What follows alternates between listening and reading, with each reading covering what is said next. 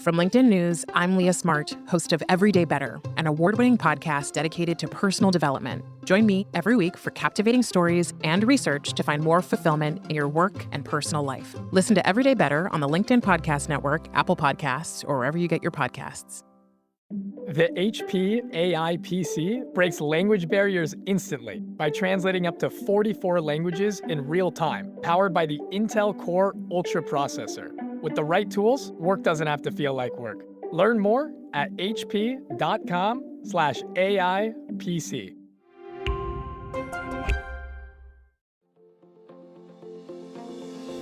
Hello, my friends, and welcome to another exciting episode of Negotiate Anything. This show is produced by the American Negotiation Institute, and with over 5 million downloads and listeners in over 180 countries, listeners just like you have made this the #1 negotiation podcast in the world.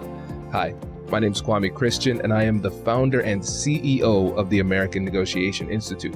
Here at ANI, we believe that the best things in life are on the other side of difficult conversations, and we are passionate about providing you with the best content that will help you to make your difficult conversations easier, both at work and at home.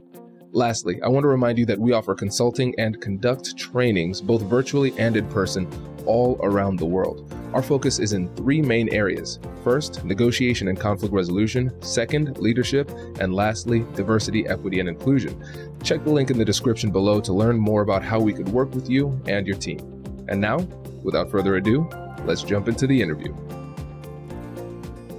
Hello, everyone, and thank you for joining me on this next podcast. Today, we're going to talk about a very common and controversial technique in negotiations, and that is bluffing.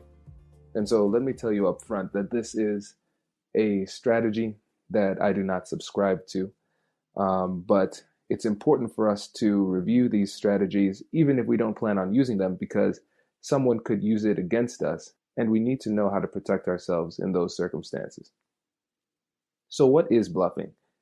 Bluffing is a threat to do something that you don't plan on doing. So let me give you a non-negotiation example just to make it really clear. If I'm walking down the street and somebody says, "Hey, I'm going to punch you in the face," and I say, "No, you're not," and then the person says, "Yeah, you're right, I'm not going to do that," that would be a bluff. The person told me they were going to do something and they didn't follow through. Now, let's say same situation. They say, "Hey, I'm going to punch you in the face," and I say, "No, you're not," and then they punch me in the face. Then that wasn't a bluff. That was more like a promise. So essentially, a bluff is another version of a lie. So the reason why bluffing is effective is because it creates pressure on the other side. And in an effort to alleviate that pressure, the other side gives the bluffing party what they want. So what are the dangers of bluffing for the bluffer? So credibility is on the line. Credibility is established through consistency and follow-through. If someone calls you on your bluff, you lose credibility, and that's bad. In order to be persuasive, you need to be credible. Your threats need to be credible. And also your reputation is at stake too. If you get a reputation for lying or bluffing, not only do you lose credibility, but your words also lose persuasive value. Not only will it hurt you in this specific negotiation, but going forward, as the word spreads throughout the community, you're going to find it very difficult to negotiate with other people because you've developed a reputation and people are going to be very skeptical of what it is that you say. Here's what I do instead of bluffing. I can use a technique that gives me the exact same effect of bluffing without any of the consequences. I don't bluff. I offer warnings. And so what is the difference between a bluff and a warning? When I warn people, I alert them of the ramifications of their actions. So let's give an example here, another non-negotiation example. Let's say I'm driving around the Grand Canyon and I am approaching a cliff and I see a sign that says, "You are approaching a cliff. You should stop your car. If you don't, you will fall off this cliff." Now, did that sign seem hostile, aggressive, or unfriendly? No. Actually, it was closer to helpful. Now I am aware, let me stop driving forward because if I fall off this cliff, I am likely to die. So thank you, sign, for letting me know, for warning me of the consequences of my actions. So how do I deliver this warning in a way that doesn't sound threatening, because the result of a threat is hostility. When somebody is threatened, they typically respond in a hostile manner. They want to fight you as a result of the threat. So how do I deliver this warning in a way that doesn't cause that fight or flight response in the other party? The technique I use is called the warning sandwich. It starts off with one, saying something positive, constructive, and truthful. And then number two, saying something negative, worrisome, and truthful. And then number three, saying something positive, constructive, and truthful. And then ending with an invitation to continue negotiations. So what would this look like in a real world situation? So I've represented a client one time who wanted to get out of a lease where the apartment subsequently became uninhabitable. And of course, the landlord wanted them to stay in the apartment and not break the lease. And so in my communications with the landlord, what I said to him was, listen, we appreciate your willingness to negotiate and your willingness to try and settle this amicably outside of court. However, if we're not able to make a deal today that's beneficial to all of us and my clients can live with, we're going to have to settle this in court to make sure that we get what we need to go forward. So again, I appreciate your willingness to talk, and hopefully we can work together to find a solution that works for both of us. So you see, that wasn't particularly threatening or aggressive. It was truthful. I was offering a warning, letting him know what happens next. So let's switch gears for a little bit. Let's talk about how you protect yourself against somebody who's bluffing. Let's start off with a word of caution. People will legitimize their bluff with confidence. Never let somebody else's confidence persuade you. Only allow yourself to be persuaded by substantive arguments or substantive facts. Just simply because somebody is confident about what they said doesn't really add to the veracity of the statement. One example of this comes out of the studies of eyewitnesses in court cases. So jurors found eyewitnesses that were more confident to be more believable. What those studies also found was that eyewitnesses that were more confident in their memory were not significantly more accurate in their recollections. So even if somebody is genuinely trying to tell the truth, confidence really has little bearing on the quality of the statement that is said in confidence. Similarly, people will use emotion to try and intimidate you. So you should be skeptical if someone gets emotional and upset and the emotion is coupled with a threat. Think about it. If somebody really has a better offer and they are threatening to walk away, and now they're getting upset with you while threatening to walk away, why haven't they walked away yet? Why are they still talking to you? In that situation, I would say something like, I can tell you're upset. So how about we do this? Let's take a break and gather ourselves. I still want to continue talking to you because I believe that we can still make a deal. I might be wrong, but I think the reason you're still here is because you see the possibility of making a deal too. So what does a statement like this do? Two things. I've essentially put them in timeout. I've given them a chance to cool off. The second thing is I've given them the opportunity to reevaluate their threat and come back to the negotiating table in good faith. I've also communicated that I see their emotion and I'm not intimidated by their emotion. And I'm not willing to give them anything as a result of that emotional or hostile threat. Hello, my friends. Before we get back to today's episode, I want to ask you a question. Have you ever wondered how to elevate your team's negotiation game and how you can help the folks on your team have better, difficult conversations?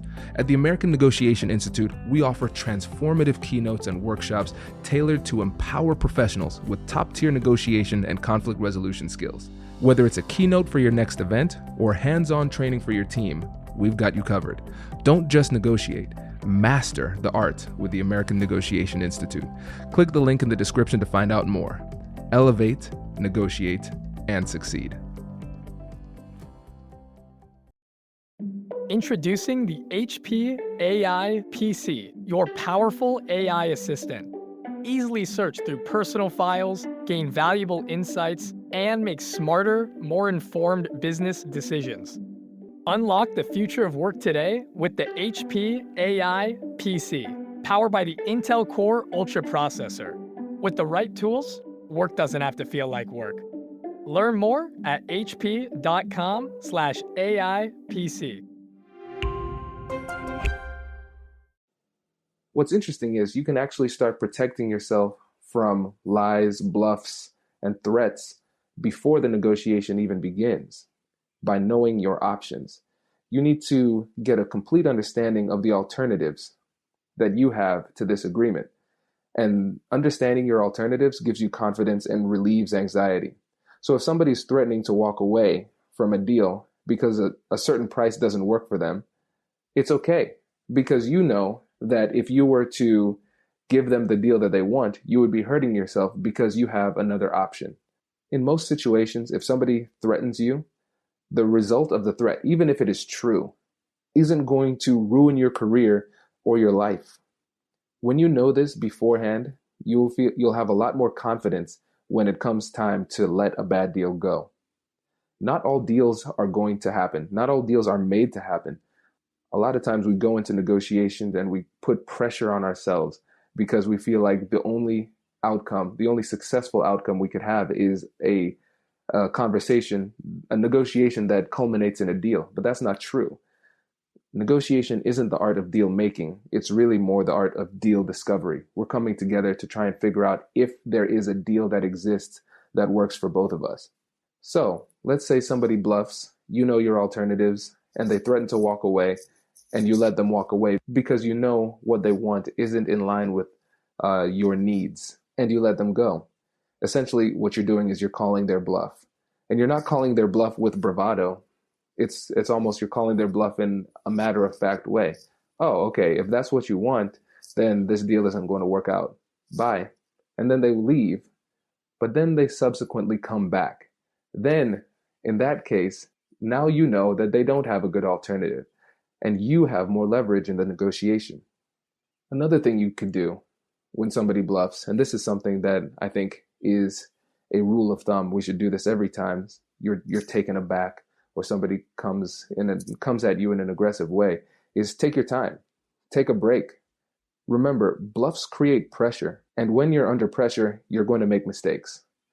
So one thing that I hate about Hollywood and actors is that you see these really high pressure conversations, and the protagonist always seems to know exactly what to say, and he or she says it flawlessly. And I just look at them and I'm like, man, I wish I were that cool. The reality is it's fake. Nobody's that cool. I'm not that cool.